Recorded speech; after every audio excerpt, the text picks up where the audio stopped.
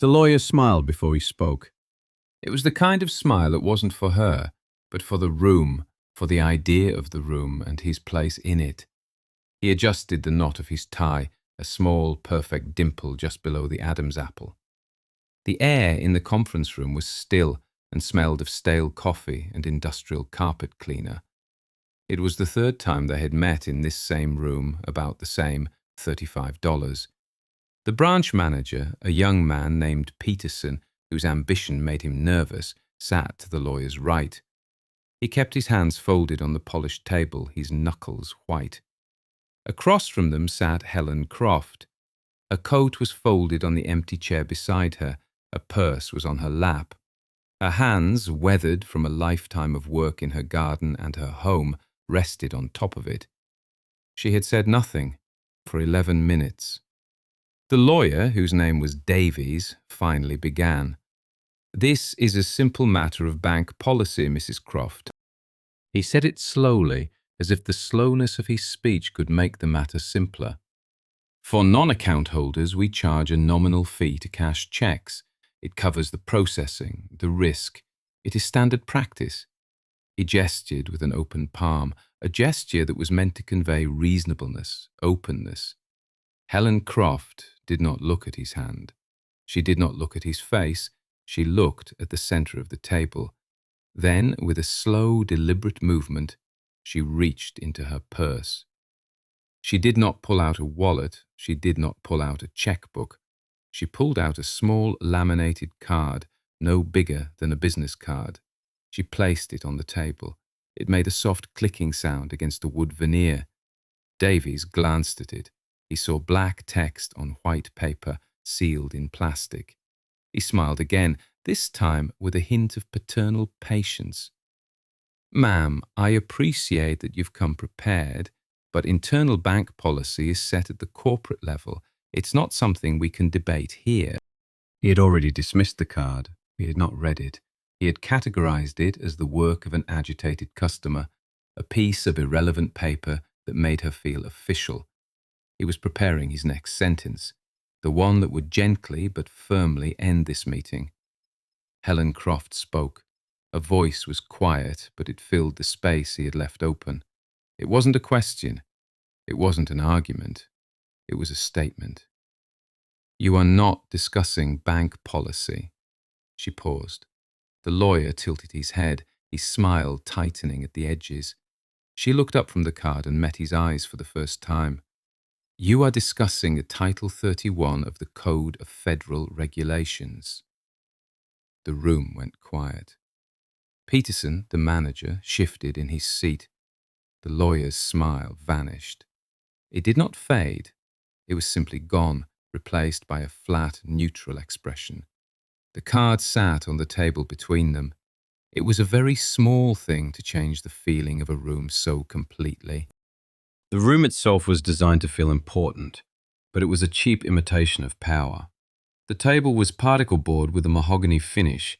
The chairs were imitation leather that squeaked when anyone moved, and the art on the wall was a series of generic prints of sailing ships, chosen from a catalogue.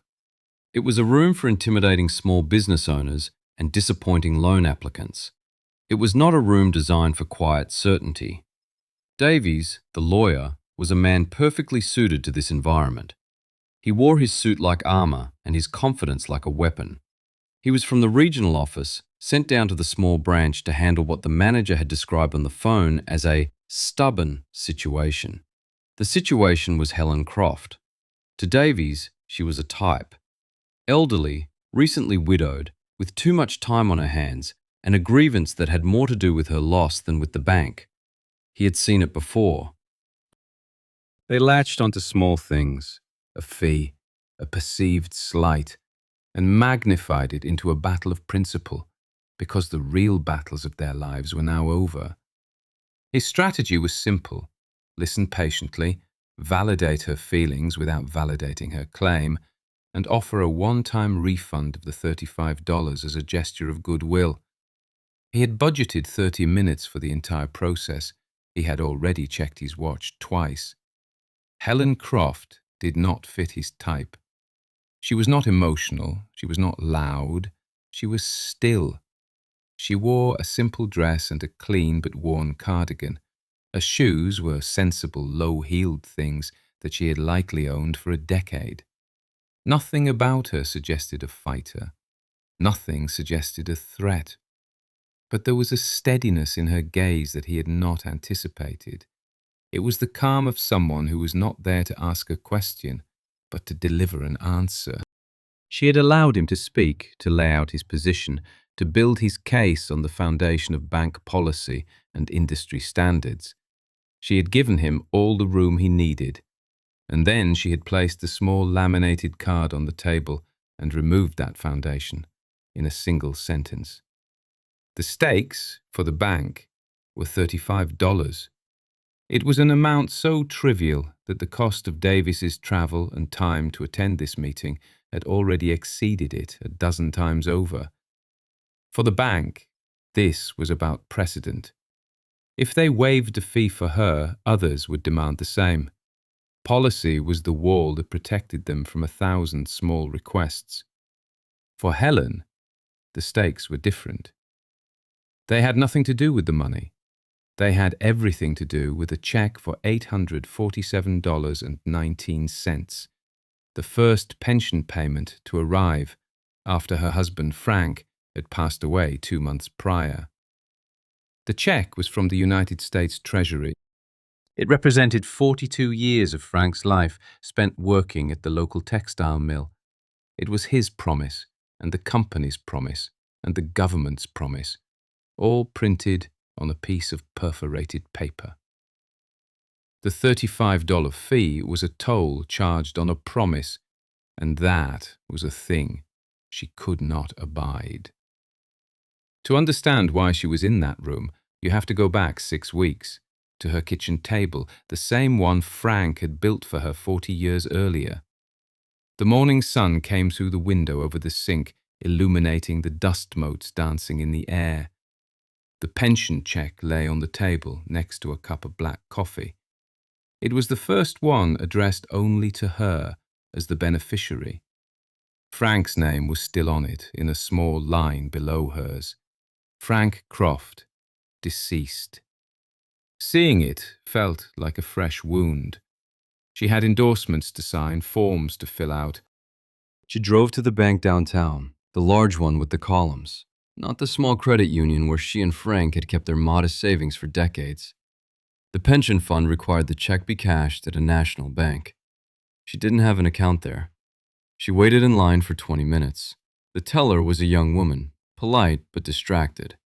She looked at the check, at Helen's driver's license, and then at her computer screen. "There will be a $35 fee to cash this, as you're not a customer." Helen had simply nodded, taken the reduced amount, and driven home. But the feeling of it, the wrongness of it, stayed with her. It was a small stone in her shoe.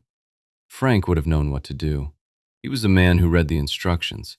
He read warranties, contracts, the fine print on everything. He believed the rules were there for everyone, and that they had to be right. A fee for cashing a government check, a check from the Treasury itself, felt like a private tax. The next day, Helen went to the public library. She hadn't been in years. The librarian, a woman with kind eyes and a soft voice, helped her find the public access computer. Helen didn't know what she was looking for, exactly. She started with rules for cashing government checks. The internet was a flood of opinions, forum posts, and advertisements for financial services. It was useless. She needed the source. She asked the librarian for help again. Is there a way to look up the actual laws? The librarian led her to a dusty section of the library she hadn't noticed before, the legal stacks. For 3 days, she went back. She learned about the Federal Reserve. She learned about the Treasury Department. She learned about banking regulations. She found something called the Expedited Funds Availability Act. It seemed relevant, but it was complex, written in dense legalese. But in a footnote of a dry legal summary, she found a reference to something older, a Treasury Department directive from 1978. The librarian helped to find the Code of Federal Regulations. They scrolled through endless pages on a microfiche reader, the machine humming and clicking, the green text glowing in the dim light. And then she found it. Title 31, Part 240, Section 5. The language was plain, it was clear. It said that any banking institution presented with a treasury check was required to cash it for a reasonable fee, and that for the purposes of the regulation, the verification and guarantee of funds by the Treasury itself constituted the bulk of that reasonableness. It specifically noted that such checks were not subject to the same risks as personal or commercial checks. Another clause clarified that institutions could not charge fees that effectively discouraged the public from being able to access federal payments. She read it 3 times. The stone in her shoe was not a stone. It was a piece of broken glass. She printed the page. The next day, she took it to a copy shop and asked the man behind the counter to laminate it for her. She had him make 3 copies, one for her purse, one for the drawer in her kitchen, and one that she placed in Frank's old toolbox in the garage. She was not a fighter. She was not a lawyer. She was a 72-year-old woman who missed her husband. But Frank had taught her that you didn't have to be a fighter to insist that things be set straight. Frank Croft was a man of quiet habits. He woke at 5 every morning, even on weekends. He drank 1 cup of coffee, black. He read the local paper, cover to cover. He worked at the mill for 42 years, and he missed 4 days of work. 2 for the birth of their son, 2 for a bout of pneumonia in the winter of 1983. He believed in doing a job correctly or not at all. This applied to everything. It applied to the birdhouses he built, each joint perfect, each screw set just right. It applied to the way he sharpened his tools, the way he kept his workshop a place of clean, organized purpose. And it applied to his principles. He had only one: be straight. He didn't mean honest, not exactly. Honesty was part of it, but be straight was bigger. It meant you honored your agreements, you paid your debts on time, you looked people in the eye. You measured a property line not to see what you could get, but to know where things stood. Helen remembered a dispute with their neighbour years ago. A fence had been put up in the wrong place by the previous owner, a few feet onto their land. The neighbour was worried, apologetic. Frank had gotten out his old survey map, the deed, and a tape measure. He and the neighbour spent a Saturday morning finding the original iron pins that marked the corners of the lot. They were buried under years of dirt and leaves. When they found them, they saw the fence was indeed off by 2 feet 8 inches. The neighbour offered to move it. Frank had looked at the fence, then at the man. He said, "The fence is fine where it is, but now we know." He had walked back to the house. It wasn't about the land. It was about knowing where the line was. He had a deep, abiding faith in the order of things, in the idea that if everyone just followed the documented rules, things would work. He trusted the institutions that were built on those rules. He trusted the mill. He trusted the government that backed his pension, and he trusted the banks that handled the money. He believed the system at its core was straight. When he got sick, it was fast. He never complained. He spent his last weeks putting his affairs in order. He made a list for Helen, phone numbers for the pension administrator, the location of the life insurance policy, the title for the car. He was making sure all the lines were clear for her. His trust in these things was his final gift to her, a belief that she would be taken care of, that the structures he had paid into his whole life would honor their end of the agreement. That first pension check was more than money. It was a confirmation of his life's philosophy. It was proof that his faith had been well placed. The $35 fee was a small thing, but it was a crooked thing. It was a line moved 2 feet and 8 inches without anyone checking the pins. And Helen Croft, in her quiet way, had decided that she would not let it stand. Not for the money, but for Frank. She was there to make it straight. It was the last job he had left for her to do. Some things are planted for the next man, or, in this case, for the woman left behind.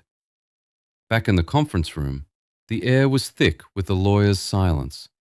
Davies stared at the laminated card. He could have picked it up. He could have read it. He did not. To do so would be to admit that it was a real thing, that she had brought a fact into a room he had prepared for a negotiation of feelings. So he ignored it. He cleared his throat and tried his first argument, the appeal to policy. Mrs. Croft, as I said, our policy is uniform across all our branches in 17 states. This isn't personal. It's a matter of corporate procedure, vetted by our legal team. It ensures fairness. Everyone is treated the same. He was proud of this argument. It was solid. It was impersonal. It suggested a vast, orderly machine of which this small fee was but one tiny, necessary gear. Helen did not argue with him. She did not raise her voice. She simply answered, "Your policy does not supersede federal law." Her tone was matter of fact, as if stating that water was wet or the sky was blue. It was not an accusation. It was a correction. The simplicity of it was devastating. It left him no room to maneuver. He couldn't argue that bank policy was superior to the law. He couldn't argue that it was an exception to the law. He could only argue that the law didn't apply.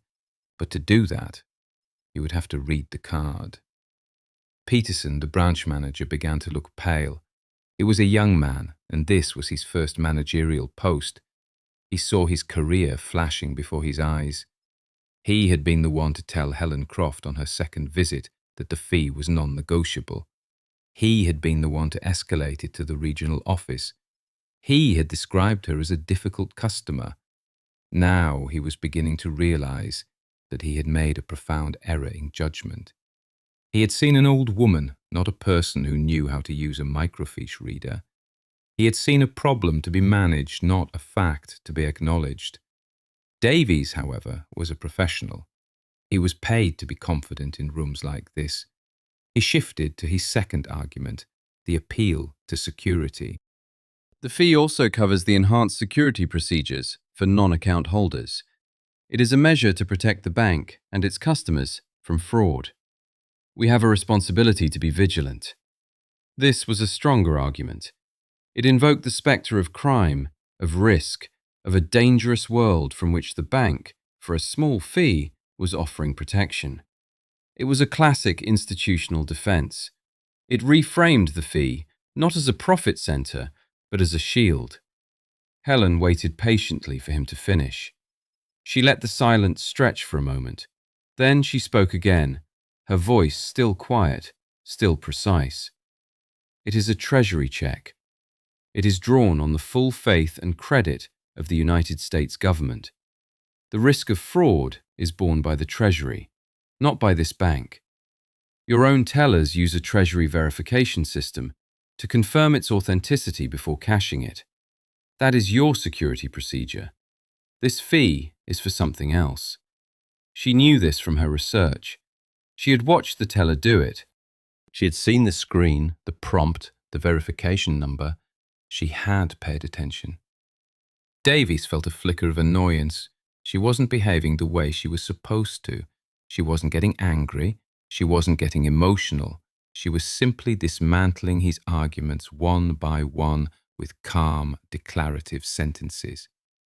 He had one tactic left, the appeal to reason, the offer of a compromise that was not a compromise. He leaned forward, softening his voice. He tried to make eye contact, to create a personal connection. "Mrs. Croft, Helen, look, I understand your frustration, I really do. Let's put the regulations and the policies aside for a moment.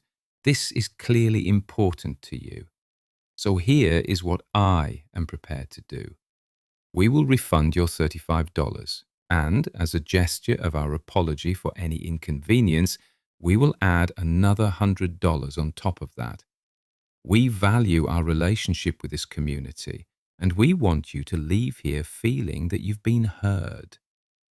It was his closing move. The checkmate. He was offering her more than 4 times what she had lost. No reasonable person would refuse. He would have this settled in 5 minutes, and he would still have time for lunch. He sat back, a magnanimous expression on his face. He had solved the problem.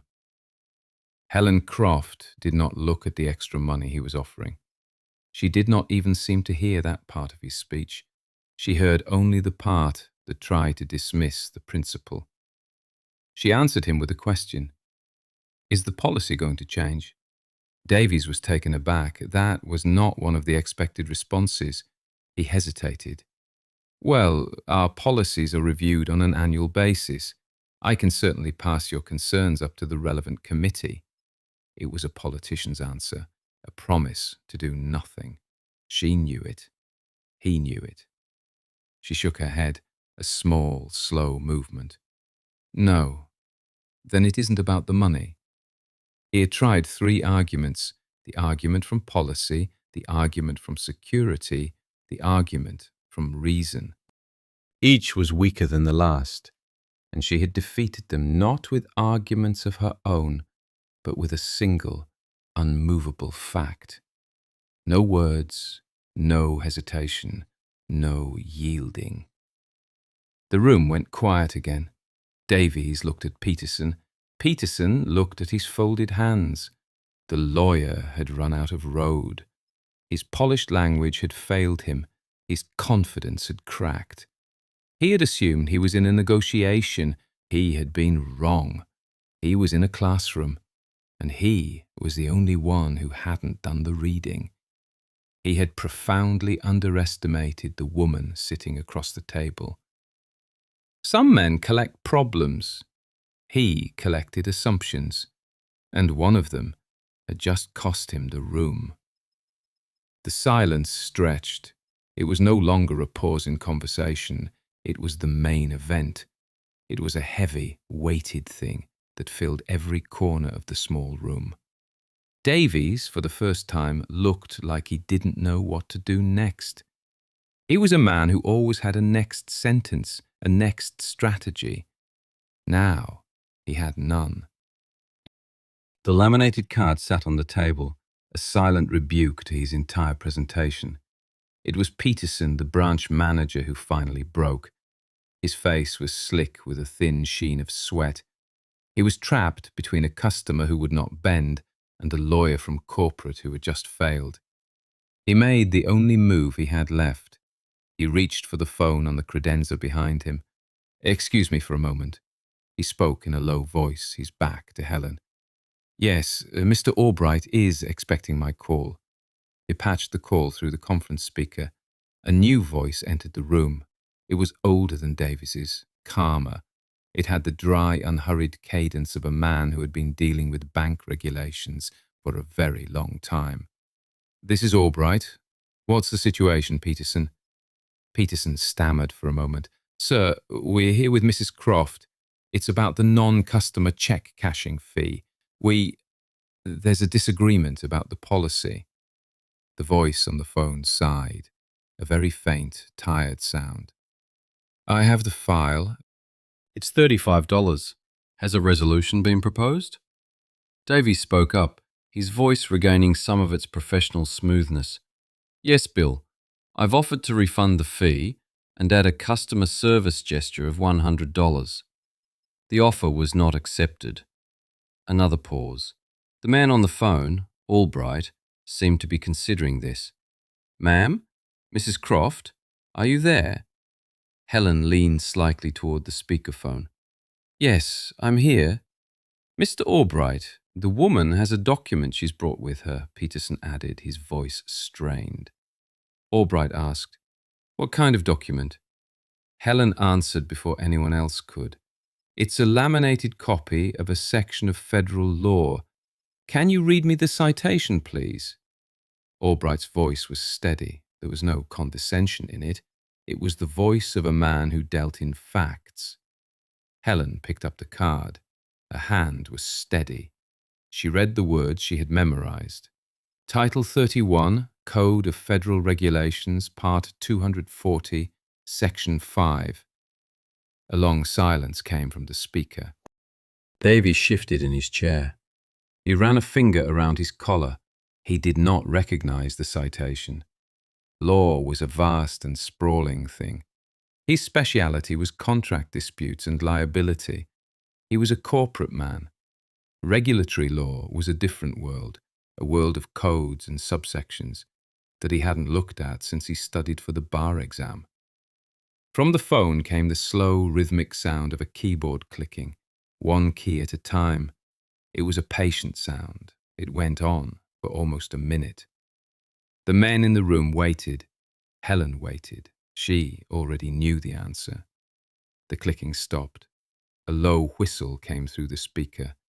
Well, I'll be. Albright's voice had a new note in it, a note of surprise and maybe a little respect. Ma'am, could you read the relevant text to me? Slowly, please. Helen read the short paragraph she had found on the microfiche, the words that had started this whole thing. A voice did not tremble. When she was finished, there was another silence. This one was shorter. Then the neutral verifier, the quiet man on the other end of the phone, spoke the sentence that ended the argument. Mr. Davies, she is correct. The change in the room was instantaneous. The words, she is correct, dismantled the entire power structure. Davies was no longer the man from corporate in charge. He was now the man from corporate who was wrong. Peterson was no longer the ambitious young manager. He was the local face of a mistake. And Helen Croft was no longer a stubborn old woman. She was the person who had been right all along. Davies's face became a mask. The professional smile was gone. The frustration was gone. And all that was left was a flat, careful blankness. This was no longer a customer dispute. This was now a liability issue. He unbuttoned his suit jacket and then buttoned it again, a nervous tick. Well, he said, it appears there has been an oversight in our branch-level implementation of Treasury regulations. He spoke to Albright on the phone, not to Helen. He was already trying to contain the problem, to frame it as a minor, localized error, a training issue. We will, of course, refund Mrs. Croft's fee immediately, and we will schedule a compliance review for our frontline staff. He was trying to close the file. He was trying to make it small again. Helen said nothing. She let his words hang in the air. She knew this was the critical moment. He thought it was over. He thought the problem was the $35 and the principle behind it. He thought that by conceding, he had won. He was mistaken. Albright on the phone seemed to understand. He asked the question that Davies was desperately trying to avoid. Is this an isolated incident, or is the policy systemic? Davies's composure finally cracked. He shot a venomous glare at Peterson, as if it were the manager's fault. We would have to review the transaction data. It wouldn't be immediately available. He was stalling. He was hoping to deal with this quietly, internally. He did not want to have this conversation in front of Helen Croft. But Helen was not going to leave.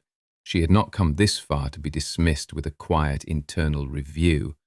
She spoke, a voice cutting through his prevarication. How many treasury checks have you cashed for non-customers this year? The question was simple, direct, and impossible to evade.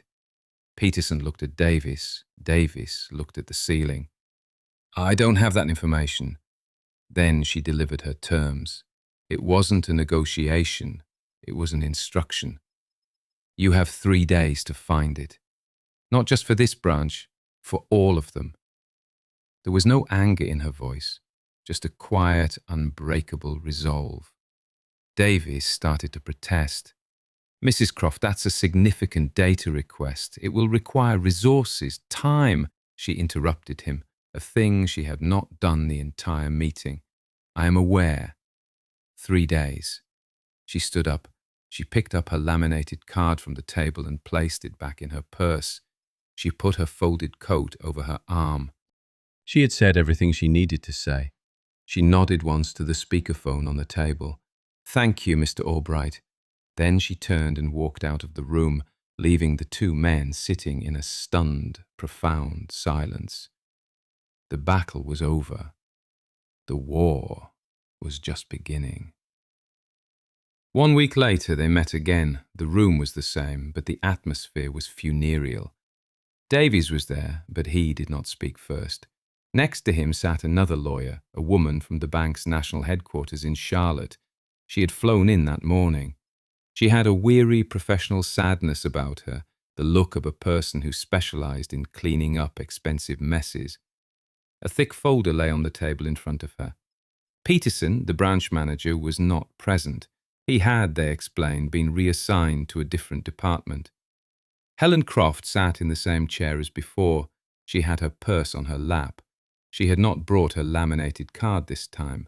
She did not need to. The new lawyer, whose name was Ms. Reed, did not offer smiles or pleasantries.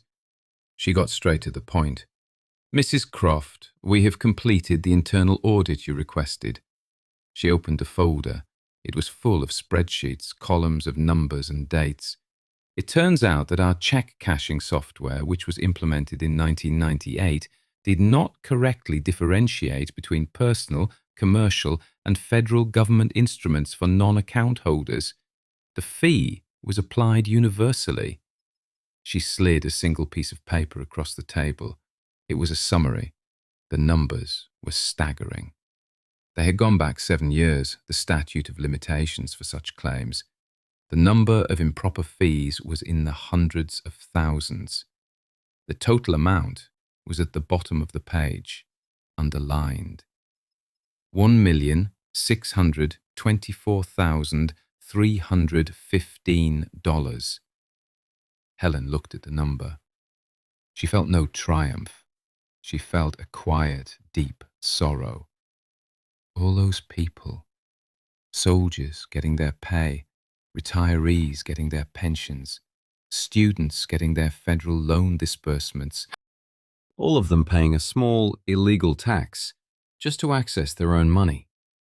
It had been happening for 25 years, a small, crooked line that had grown into a canyon of quiet theft. Ms. Reed spoke again. "We have prepared a plan of action. We will be proactively refunding every fee we can identify, with interest. We will also be making a significant donation to a financial literacy charity of your choice. And, of course, we would like to offer you a settlement for your time and effort in bringing this matter to our attention." She mentioned a number. It was a large number, 5 figures. Helen listened. She looked at the paper, at the lawyers. She thought of Frank. She thought of his simple rule: be straight. The bank was offering to pay her to be quiet. They were offering to fix the problem, yes, but they were also offering to buy her silence about the scale of it. She pushed the settlement offer back across the table. That won't be necessary. Her own $35 fee had been refunded by check in the mail 3 days after the last meeting. She had already cashed it at her credit union. There was no fee. Ms. Reed looked confused. "Mrs. Croft, your diligence uncovered a significant issue. You are entitled to compensation." Helen shook her head. "I am entitled to the system working correctly." She stood up just as she had before. The meeting was over. She had not come for a reward. She had come for an accounting. And now she had it. She walked out of the bank into the afternoon sun, leaving them with their spreadsheets and their expensive problem. The auction was over, done. The institution had lost, and the quiet Noah had won. There was no celebration. There was only the quiet satisfaction of a line made straight. Helen Croft went home. She walked through her front door and into the quiet of her house. The air was still. The sun cast long rectangles of light on the wooden floor. She went not to the kitchen, but through the back door and into the garage. It was Frank's space. It still smelled of him, a faint scent of sawdust and motor oil and the pipe tobacco he used to smoke on the porch. His tools hung in neat rows on the pegboard wall, each one clean, each one in its proper place. His workbench, the one he had built from old barn wood, was clear except for a vise at one end and a small can of pencils. This was his sanctuary, the place where he made things right. He could take a warped piece of wood and make it true. He could take a broken engine and make it run. He had a patience for finding the problem, for understanding the mechanics of a thing, and for putting it back in order. Helen had never felt entirely comfortable in this space.